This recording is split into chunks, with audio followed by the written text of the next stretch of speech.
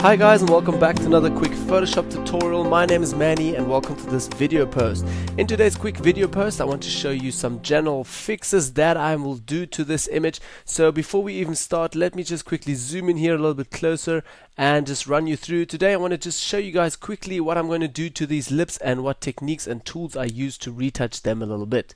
Alright, so let's get started directly into it. As you guys can see, I'm still on my original layer here and we have it still as original, a smart object. I don't want that, so I will say Command J and duplicate that and just create another layer, right click there, rasterize that and create a quick retouch layer so we can retouch on that and just work on from that. So if we have a mistake, we can always fall back. Okay, on our retouch layer, quickly I'm going to create another layer called the help layer. Just going to write help here and we're going to go over to our brush. And with the brush, just select a red foreground color over here. Okay, so my help layer, I just want to show you guys, I quickly want to touch up this a little bit with liquefying tool and this over here, create a nice round shape, and the rest pretty much looks all good to me, so I'm not going to work on that too much. Just down here and here at the top, work quickly on that. Okay, blend our help layer out. On the retouch layer, I'm just going to press M for marking tool, get into our marking tool at the top, and I will just duplicate the mouth quickly. So I'm going to make a nice selection around the mouth and press Command Z and Command V. So we duplicate it and have a new layer ready. So copied that and pasted that actually on a new layer, and I want to rename this to lips. Okay, and now we have it as lips, and what I'm going to do now is actually going to go to filter, liquefy, and we're going to go directly into the liquefying tool.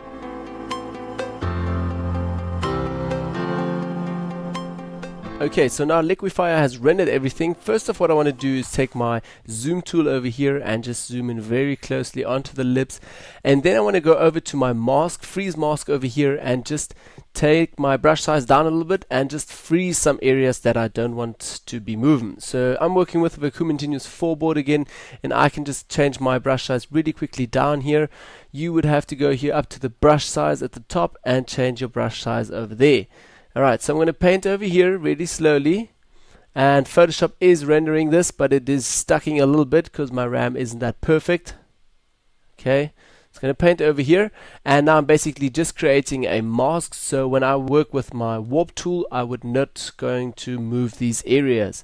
So also over here I don't want to move that, and then I'm just going to make my brush size a little bit smaller again, say up to 50%, somewhere around there, and then just going to paint in that a little bit. And also here at the top I don't want to move that at all. Alright, and also here just going to blend that off.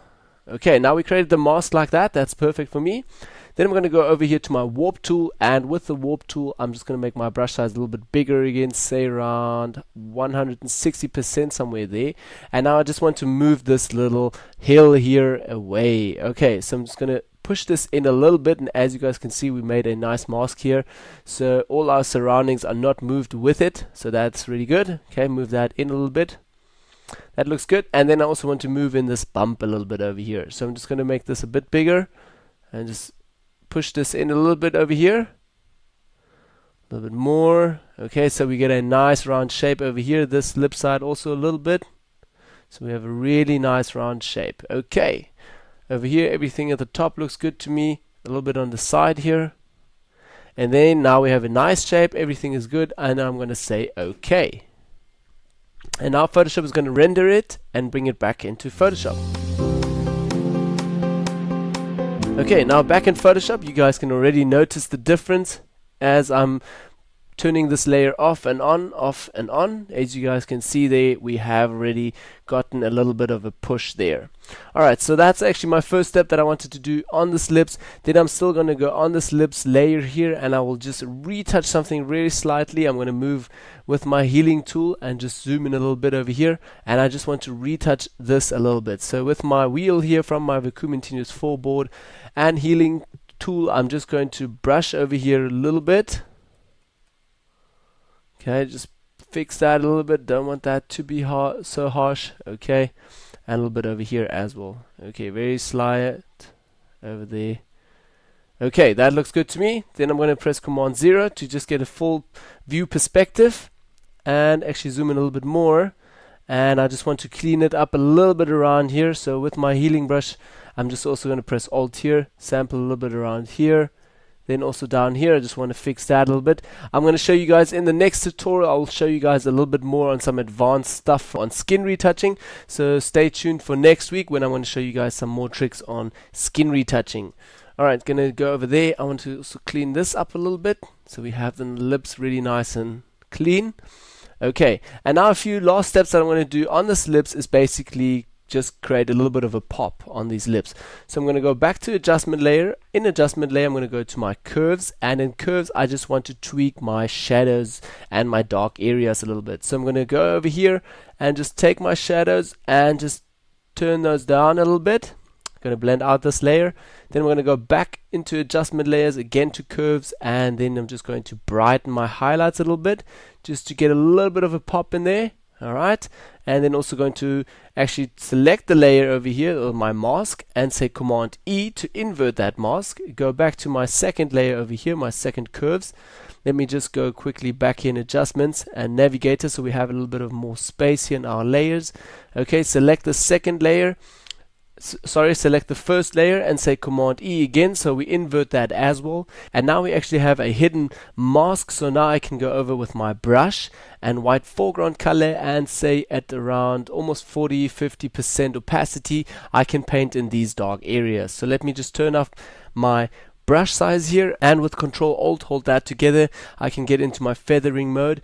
I'm also going to feather my brush quite a lot, and then just turn my brush size down a little bit again and just brush over here a little bit and a little bit more, just to get these dark parts out of the lips over here a little bit, and down here make my brush size a little bit smaller so we create a little bit of a depth in there.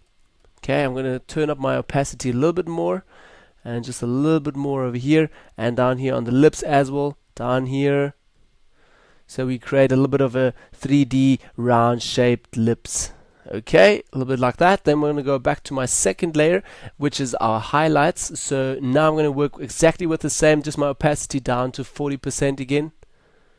Okay, and now on the highlights, just pump that a little bit, paint a little bit over here on our highlights, and then here also at the top a little bit on the highlights, not too much.